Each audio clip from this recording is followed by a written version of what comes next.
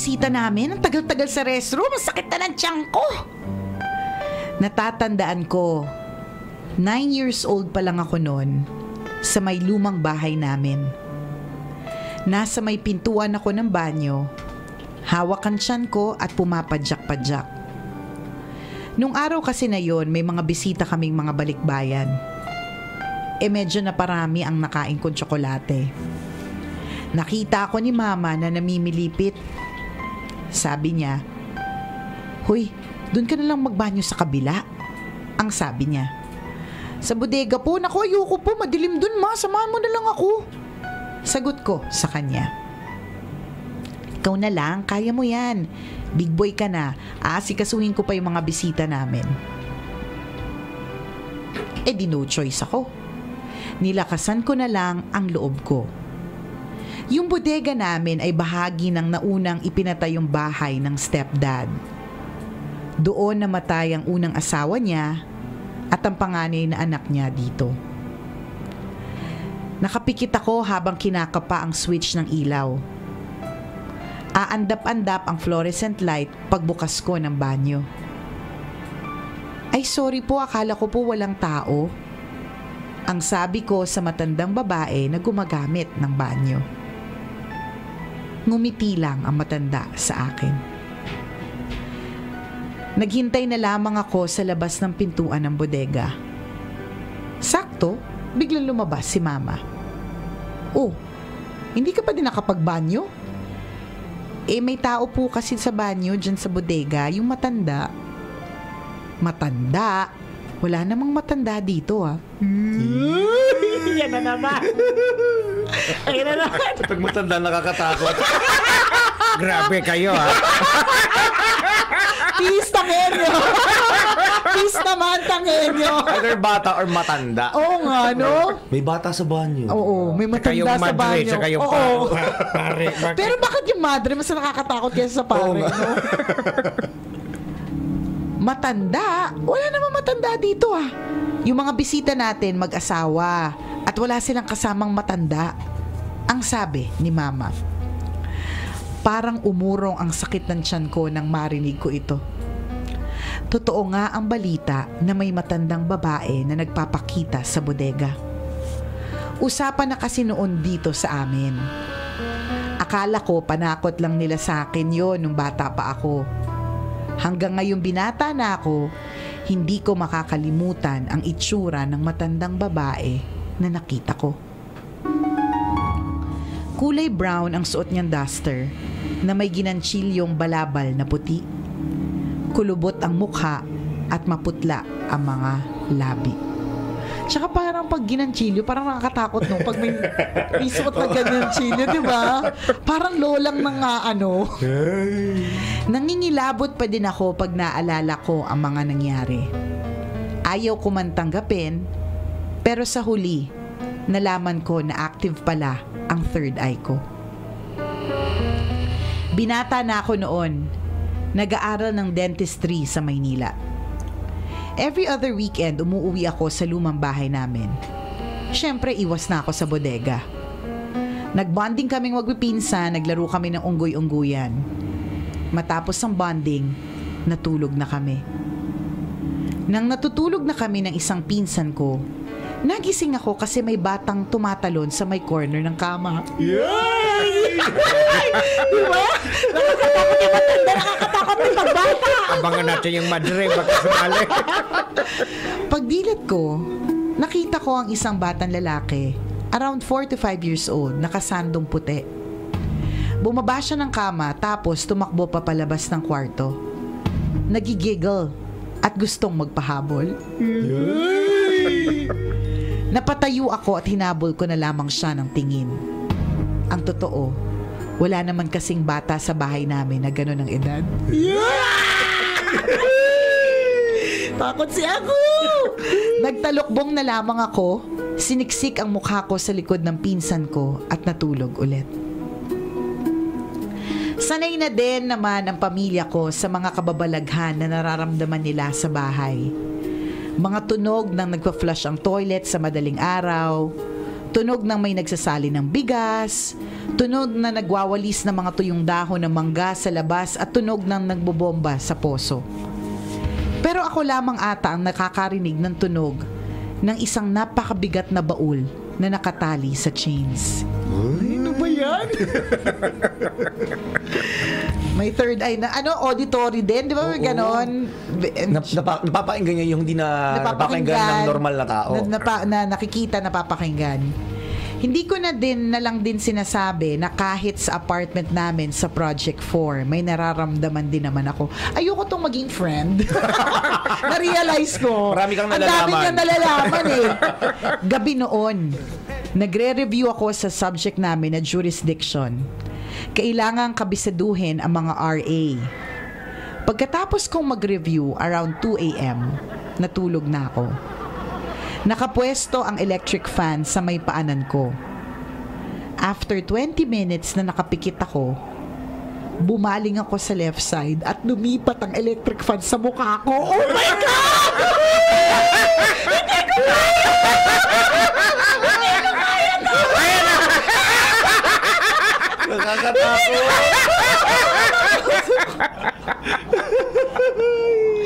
Oh my God, nakakatakot yun!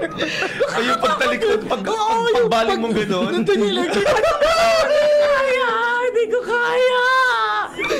Ang lamig-lamig at sobrang hangin, naka number 5 atang electric fan.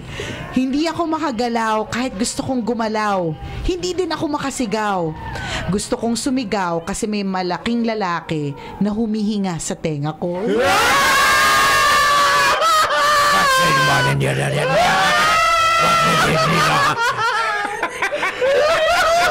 Hindi ko kaya! Nakakatakot yan! Ito, batang henyo ha.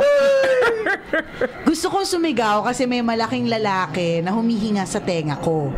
Malaki na malalim ang boses.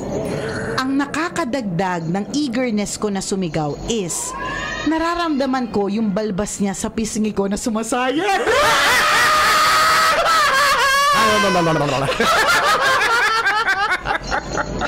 Gus! Kaday! Pinilit kong igalaw ang paa ko and thank God na igalaw ko.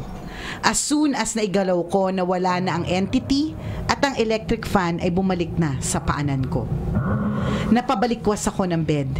Hingal na hingal. Nag-pray. Pumasa naman ako with flying colors sa subject pero hindi pasado na makalimutan mo mag-pray bago matulog. Regardless kung sobrang pagod ka na, otherwise, baka dalawin ka ng higanteng yon. Hanggang ngayon na nasa Amerika na kami, may mga paramdam din. Pero hindi ko na ikukwento.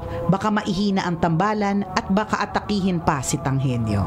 Ako po si Noy, tambalanista from Vegas. At ito ang super unusual story ko. Bawiin mo yung sinabi mo kanina.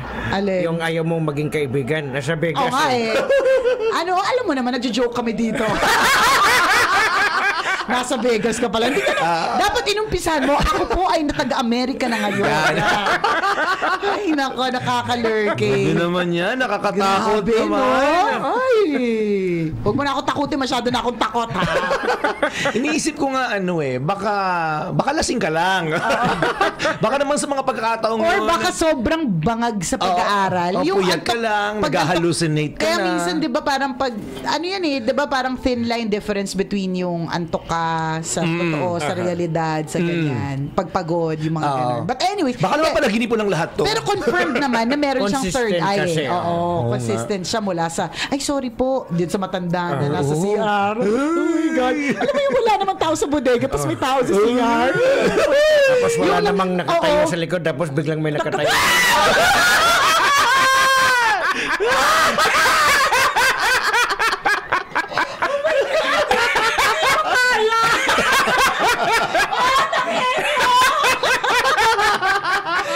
Parang piling ko meron nasa likod ko.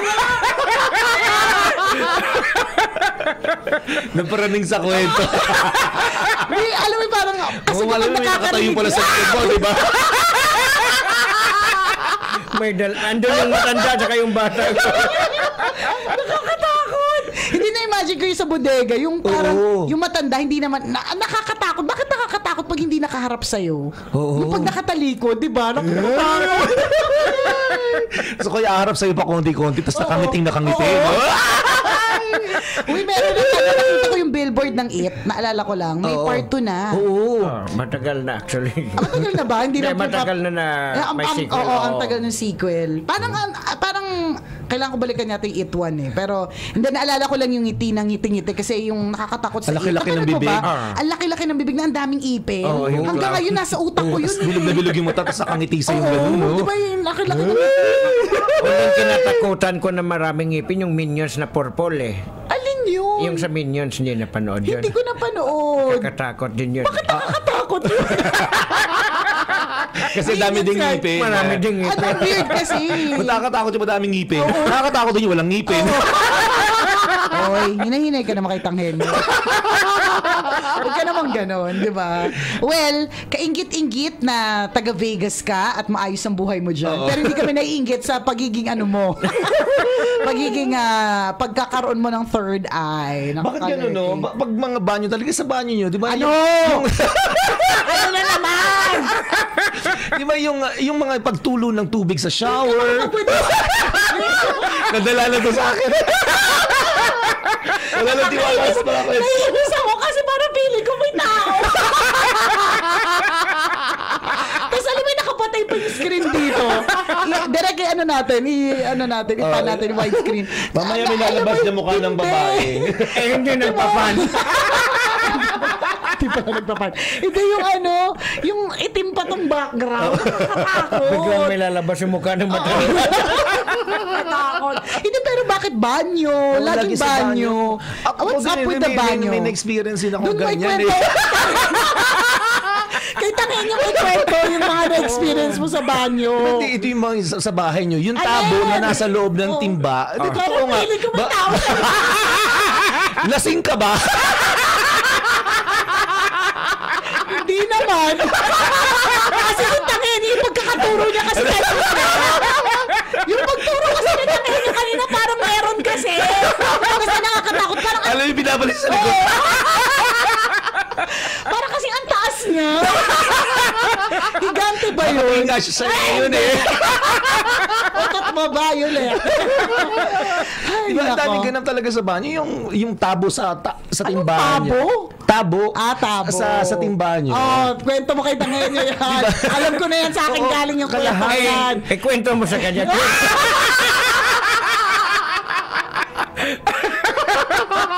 Masama ang tingin sa'yo, partner. Ay, talaga ba? Bilog na bilog yung mata niya. Ganon. Tapos Ang pulang-pula. nakaka-lurky dito, ba't kita nyo? Ay, nako. Well, dati iniisip ko, parang sa Pilipinas lang ba yun? Kasi aswang, ganyan. Oo. Confirm, pati sa Amerika meron. Sinusundan, diba? no? Sinusundan siya. Yeah, Minsan yeah. nga daw, it's not the place eh. Minsan it's the person. Mm-hmm. Yung tao.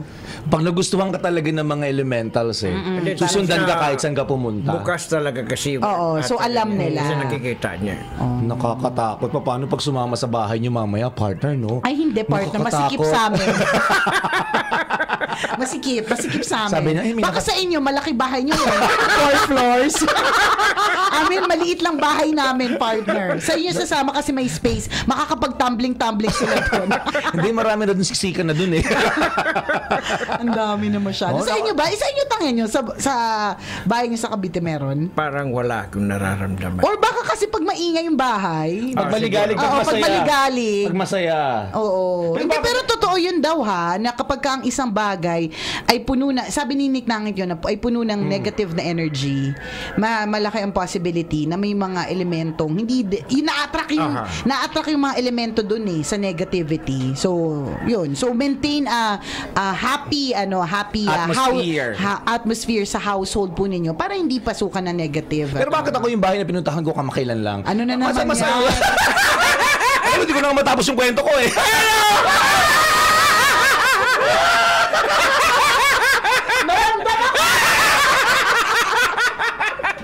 Nakakatakot. Nakakatakot talaga yung sobra. Yan yung matanda nga harap sa mamaya pagbukas ko ng banyo. Sa CR ng mga babae, pagbukas nyo, may nakaupong ganyan. Oh my God. Tama na po. Tama na. Ano ba yan? Itabi mo kay Nicole. Itabi mo kay Nicole yung picture. Grabe talaga yan, no? Nakakatakot talaga siya. Okay, overtime na. 9:20 na. Oh, hindi pa kaya. May 2 minutes pa. Hindi, lagi tayo magdadasal. Tama. Lagi. Ayan yung pinanghahawakan natin lagi, di ba? In fear, hindi lang dahil dito sa yung mga elemental na ganyan. But anything na sa buhay po natin na nakakatakot, di ba? Natatakot tayo manligaw, natatakot mag-apply ng trabaho, natatakot mawala ng trabaho, natatakot. Yun, always pray. Ayun ang ating best armor, mga kaibigan. Trot! Dapat lang talaga maging happy para hindi rin tayo nakakaisip ng mga kung ano-anong kademonyohan. Correct. Kasi pag nag-start tayo mag-isip ng kung ano-ano, unti-unti na yan eh. Diba? Magbukas ka ng gripo, feeling mo may kasama ka. Magluto ka, napapraning ka. Oo, feeling mo may nasa likod mo. Nagpiprito ka, feeling mo yung usok, nagpo-form mo. Ay, hindi, di ba? Pag problemado ka, nasa isip ka pa ng isip na kung ano, no? Praning ka na eh. Correct. Tapos yung gano'n ka na gano'n sa likod. It might not even be, yung bukas yung third eye mo eh. Because of yung praning ka, yung malungkot ka. Tama. Kung ano yun eh. So, nag-hallucinate ka. So, always try to maintain an atmosphere of happiness. Tapusin na natin to. Kasi feeling ko naghahanda yung mga taga-Numidian ng panakot sa akin. Panggulat sa'yo. Nagpiprito ka, biglang may madre na lumabas. Natakot. Kahit wala naman talaga. Yung winner yung kwento niya, nasa tapat niya na electric fan. Oh my God. Tsaka sumasayad yung Nakakatakot. Ayoko na. Itigil na natin to. Sakit na ng tenga ng mga tao. Di man ng malikot na imahinasyon. Diyos ko, Lord. Tinatakot na tinatakot yung sarili. Ayoko na. Itigil na natin ito. Ay, nako. Yeah. Dasal lang kayo pag feeling nyo napapaligiran kayo ng masasamang element. At negative na elements. Yes. Mga kabisyo, maraming salamat kayo po ay nakatutok sa tambalan. Enjoy the rest of your day. Muli ako po si Nicole Ayala. At ako naman si Cambio Kengres Chuper. Na nagpapaalala, walang matatag na relasyon sa malanding may determinasyon. Yun! Ang programang Walang Problema. Always your number one SM radio station. Love Radio. Partner! Yes, partner. Balita ko, naghahanap ka daw ng bagong smartphone. Aba, partner, syempre gusto ko yung maganda yung camera. Perfect.